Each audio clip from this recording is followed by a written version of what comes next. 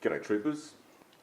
Today I will show you how I install Hitachi HSC40 carbies into a Yamaha Virago 750. The tools you're going to need is a 10mm spanner.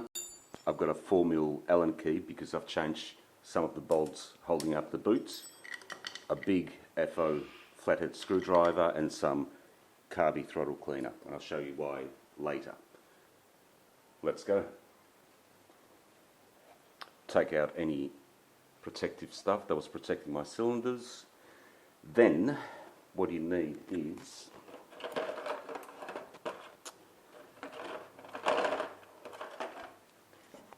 as you can see,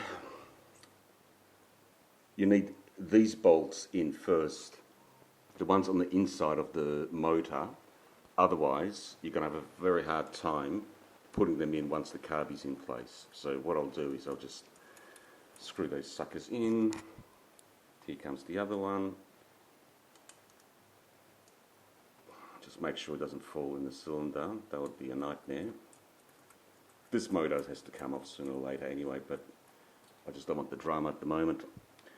That's my spark plug, that goes on the other side. Don't care about that.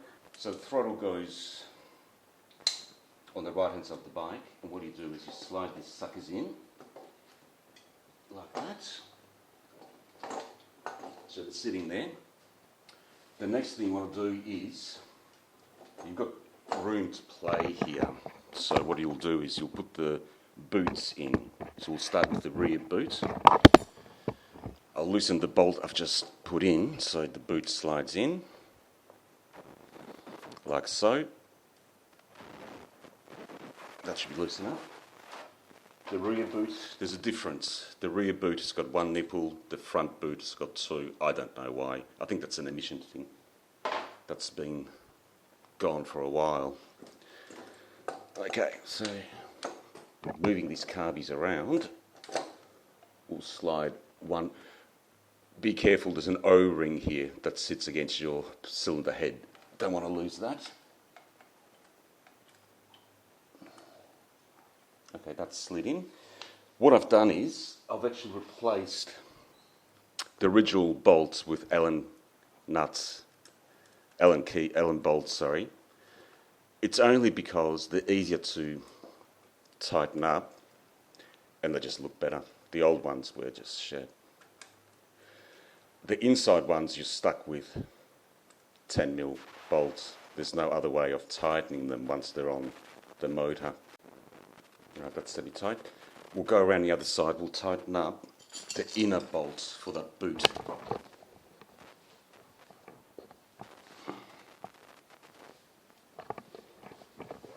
Right, as you can see, it's just in there. And if it was an Allen bolt, there's no way you would have been able to get to it and tighten it.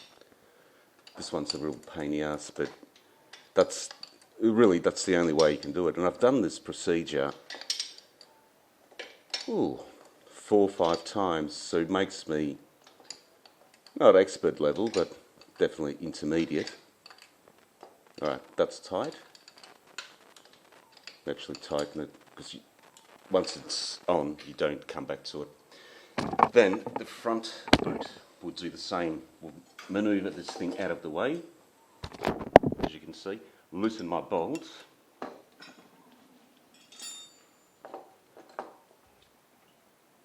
So the boot slides in. That should be enough. Let's get the boot. Move the carbies around so you can actually get to it. Hello, carby. Once again, you've got to be careful about that O-ring. If that falls, you're going to have a leakage. Come on, baby. Yep, got that. So we'll secure it with the Allen bolt underneath here. And then we tighten it, just like we did with the rear one. This is the reason why I've got Allen bolts on these ones. Okay, that's tight. Let's tighten the bolt on the inside. So we've got to go on the other side. As you can see, that bolt's just sitting in there, and it's going to take me 1/8 of a turn at a time to tighten it up. But fiddly, but it's doable. Once again, move the carbies out of the way so you've got room to get in there. So now you've got the carbies sitting in there. You can't pull them out because you've got the boots already screwed onto the cylinder heads. Now the tricky part of actually putting these carbies or slipping them onto the back boot and the front boot, which is a bit of a hassle, but this is where the carby throttle cleaner comes in. What I'll do is I'll just spray both boots with that, so it just makes them more slippery and it's easier to slip on the carbies into their boots, respective boots. Okay, so let's have a look. That's more or less aligned, more or less. And then you just try to wriggle it in. Not easy. And this is where the screwdriver comes in. And I know some of you will say, no, it's a mistake. But when you're stuck with something like that, so that just went in. That's one. Let's try the other side. I know some of you will say, oh, you've got to be careful because, you know, you can break the fins, cooling fins and so on, but you just got to be careful not to break the oil lines, and the rest of it should be okay. Let's have a go at this mother.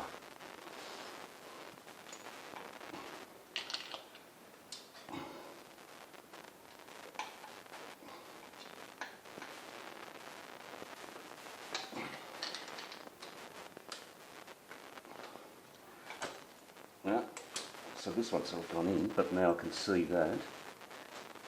So that went in. Hello, hello.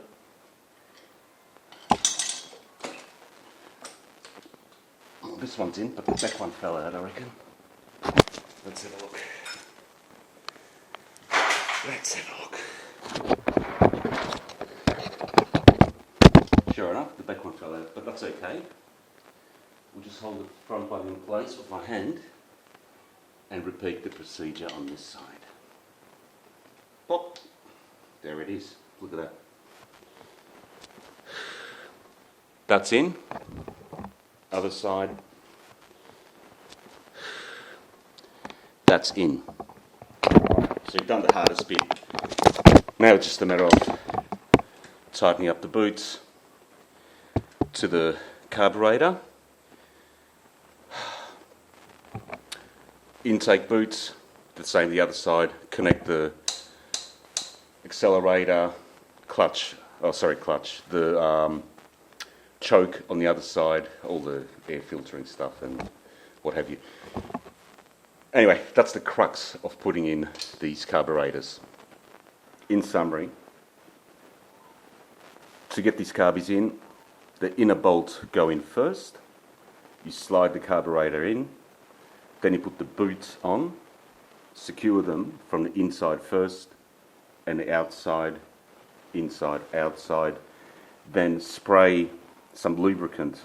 I use gasket cleaner or carby cleaner.